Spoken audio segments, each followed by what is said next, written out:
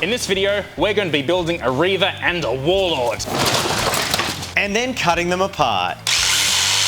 It's tabletop time. I'm Dave. And I'm Jen. And there's also a Murray. He's just not here. And why isn't he here? Because he's too busy washing up parts. That's right, we are doing part 2 of our big Titan build. And we've got some really exciting stuff to show you this time. I have got more resin to clean. It's basically washing up week here at Tabletop Time. But for today, the plan is to get 2 Titans built and start hacking them up so we can really start to focus on some awesome centerpiece terrain features for this board. All right, so with parts washed, we were transitioning the workflow. Jen was actually working on her night video while we did this. Our plan is to get all our videos out of the way that we were currently working on so we can spend about 3 or 4 weeks just focusing on this Titan board. So that meant a delegation of tasks. I was assigned to build the Warlord Titan, and Murray was about to set to work building out the board and getting that started. But before we could do that, we needed to really solidify our plan. We've got to actually come up with ways to make this board work. So what I was maybe thinking is if we build the mountains up here, we can actually have a couple of mesas, so like rock outcroppings that are line of sight blocking here, and it can be collapsed into one of them. Another thing we're thinking is we talked about the laser, right? If the Warlord Titan laser gun is here or here, shooting a trench Yep. into the ground, this is also unbalanced. So instead what I was thinking is to perfectly mirror it, we put the gun, so that'll be built out of the ground. So that's actually a line of sight and an obstructor. So it's like fired, and then that way the trench works sort of diagonally across the board like that. That angle was so bad. It's fine, you get the picture. So that way it should be perfectly balanced. How we feel about Cord Reaver slightly like more, just slightly over there. I want the opportunity to like have models running between its legs. Yeah, it would be cool to be able to get vehicles through the legs. I don't know how the posing of a Reaver is gonna work for that. And yeah, and I think what will happen is while we build this, we'll build the scenes as videos, and then we'll look at it and go, what's missing? Go team. Ooh.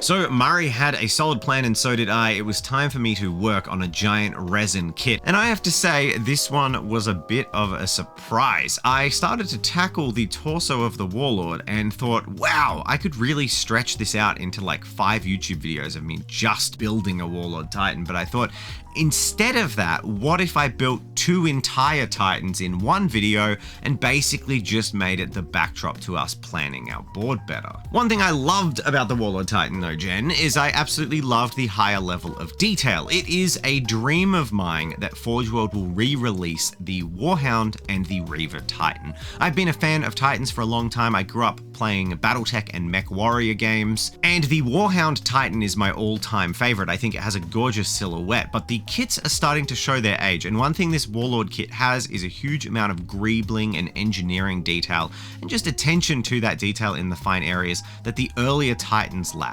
I just picture this thing falling apart. It's so big and so heavy, it kind of terrifies me. It's interesting that you say that, Jen, because we're lucky. This Warlord is becoming 2 Warlord Titans, in the sense that we're actually going to be cutting it in half just above the waist to look like the Deus Tempestus has gone critical and exploded. But we are going to be using the top of the Warlord to represent one of the traitor Legio Mortis Warlord Titans that was killed by the Deus Tempestus. It will be sunk into the dirt on the other side of the map. Now, I'm not going to beleaguer the point. We've got some nice footage of me building a Titan, and it is what you'd expect.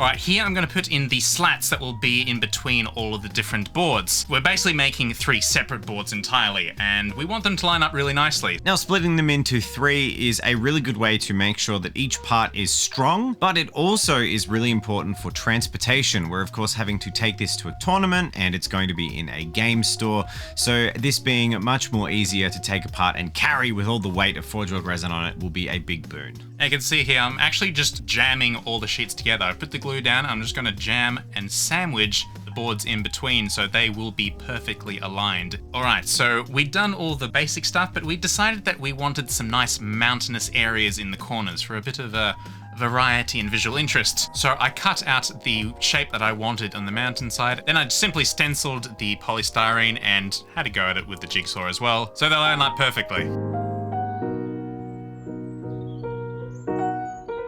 So we're going for a kind of a mesa-ish look with, you can see all the different levels of strata and rock in the mountainside.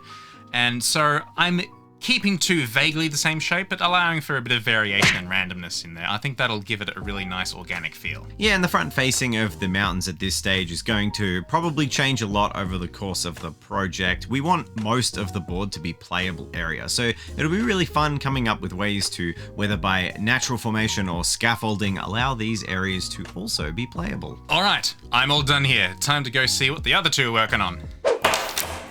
Hello. Hey, Murray. What's happening? I have basically finished assembling the torso of the Warlord Titan. Jen, you're working on your knight. Sneak peek. Sister Knight coming out on Tuesday. I also literally just sliced my finger open on resin. Good job.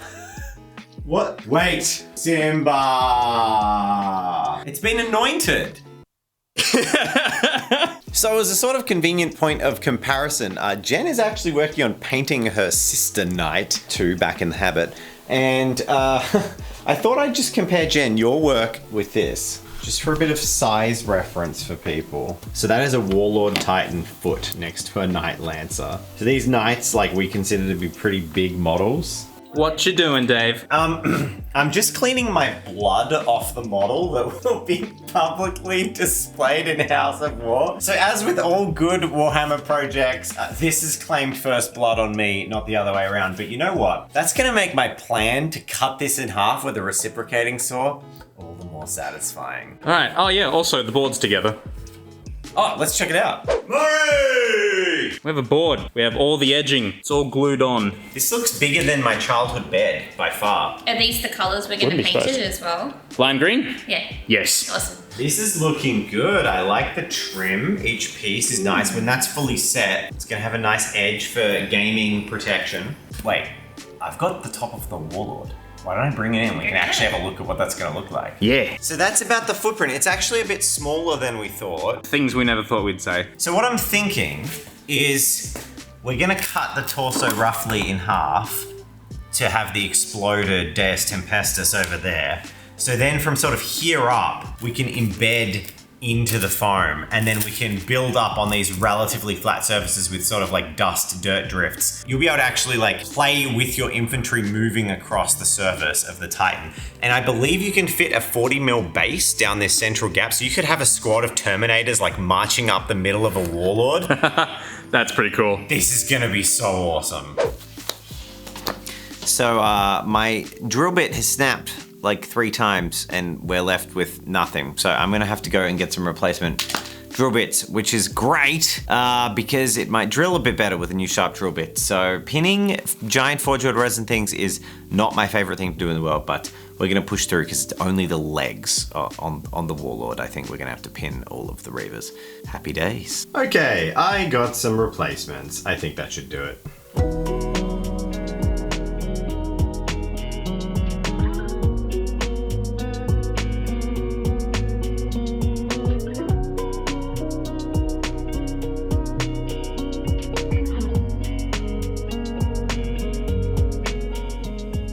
And there it is. Tabletop times toddler. Hey, so the Reaver is coming along pretty well. I have to say, I've actually enjoyed building the Reaver a lot more than the Warlord. The way the legs really solid and go together, I don't know what it is. I've just had a good time building the Reaver. It's a great kit and I've always loved the Reaver. Reaver and Warhound are my 2 favorite Titans for sure. But I will say in the negative category that the feet pistons, the toe pistons are an absolute nightmare to put together. You have to glue the bottom of these into 2 toe joints, clip these to length, put glue on the end of them, feed them up into these feet, into these little slots, and kind of position all of that with super glue everywhere. And look, it's doable. It's a Titan. It's a big build. Obviously we get it done, but it's probably a lot more fiddly than anything on the Warlord. But I mean, it looks cool, so.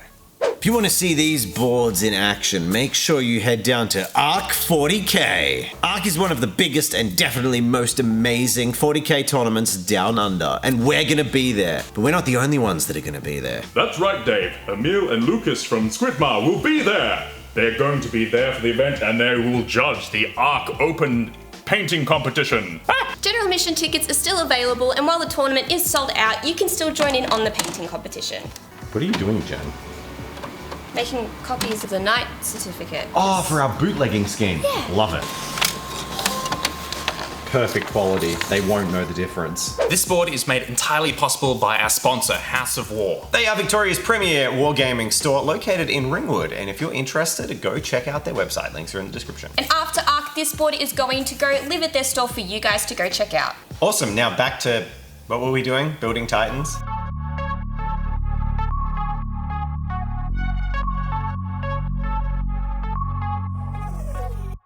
Now, these things are absolutely massive, and we said we were going to make 2 of them and destroy them. This one's gonna get sawed in half, but you'll notice they're not quite finished. The armor panels aren't glued on and the arms aren't done as well. There's a few elements on the Reaver I've left away, and that's because this is about as far as we can take them in this video before each one is worked on in its own video to completion to finish that part of the board.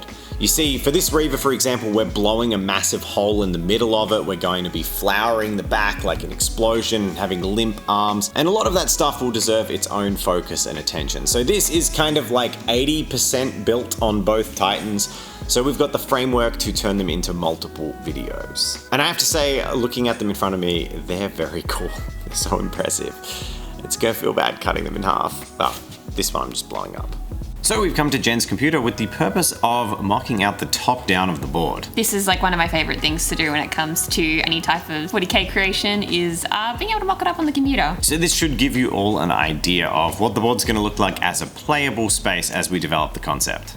Well, let's get into it. Alrighty, so I'm grabbing a photo of the board here and just putting it into Photoshop to overlay some photos on top. First thing was the terrain, which needed to be a Marzi and orange color. To add a bit more detail, I just feathered and blended away to add some of the craters and elevation the boys had added in the board. So working in conjunction with the good people at ARC, I got an idea of their missions that would be happening at the tournament and decided that rather than leaving space for modular terrain, this board will be built as is. It is a showcase board for the top table, of course, and the best way to make it look good is to integrate all the terrain features. As Jen has placed the laser blaster, you can see that this is a nice symmetrical overlay. We have a big crater going down the middle that could be used as cover, but also isn't unfairly advantaging either side, and we'll have an equal line of sight blocker at either end in the form of a big mound of burnt earth opposed by the laser blaster itself. Originally, what was going to be the centerpiece, we've actually moved to one of the corners of the board. This will be the Deus Tempestus. The full legs and a bit of the exploded torso will be here, and we're going to really try to make sure that in between the legs you can drive a vehicle or move large bases. We don't want these standing Titans to actually completely obstruct the field of play, so it would be really cool to make sure I pose these legs far enough apart that you can drive a Land Raider through it. On the opposite side of the board would be the body of the Warlord Titan, buried into the ground, and would create a sort of symmetrical piece on the other side. We found this photo online by Battlebrush Studios. That was the only one we could find of a top-down Reaver Titan. And it's a gorgeous paint job too. This will be another Legio Tempestus Titan, and this is going to be the Cord Reaver that will be freestanding. And once again, we're going to try and space those legs wide enough apart that at least like a 50mm base or a Dreadnought base can easily move between the legs. And on the opposite side is another Reaver just slumped up against this cliffside. Once again, you can see how we're using diagonally opposed matching elements to the board to ensure that no matter which deployment map you get, your play experience on either side of the board should be relatively symmetrical.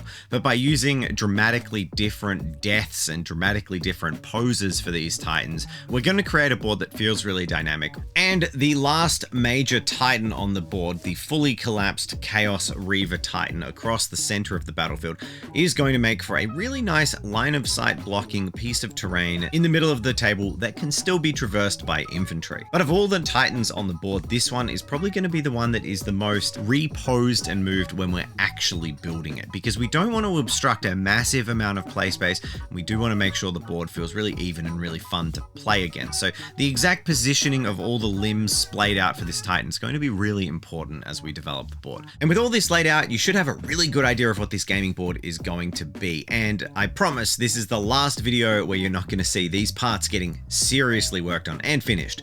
We're planning on making videos concentrating on the beginning to end of each segment of this board. So the next couple of videos out will be focusing on that Cord Reaver Titan and the legs of the Deus Tempestus. I'm really excited to create this series of videos, and I hope you are too and can really visualize the ride now.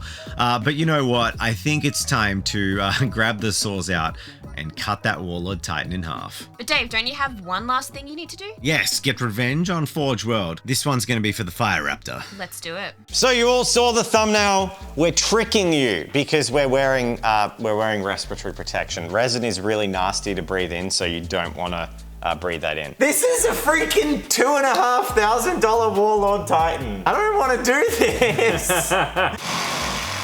Thank you to all of our amazing patrons. You really help us out. We've got a lot of massive videos, big weeks, and plenty of late nights working on these projects to get them ready for ARC 40K. And it's thanks to your support that we're able to do that. I've made a special channel on the Discord where I've been sharing work in progress pictures of our builds as they're going along. If you've got any ideas or want the real behind the scenes for this whole Titan project, consider joining our Patreon. Links are down in the description. All right, thank you for watching this video, everyone. We've got Jen's night video, painting video coming out on Tuesday, but after that, it's all Titans for 3 weeks straight. So we're gonna be making each part of the board to completion from here on out. If you want to hit like and subscribe and join us on this journey, and if you're just a bit worried, you know, oh, you've sort of ruined parts, we're now into sort of a bit of storytelling now. For example, this has fallen off. This is going to be part of the narrative. Trust the process. All right, bye.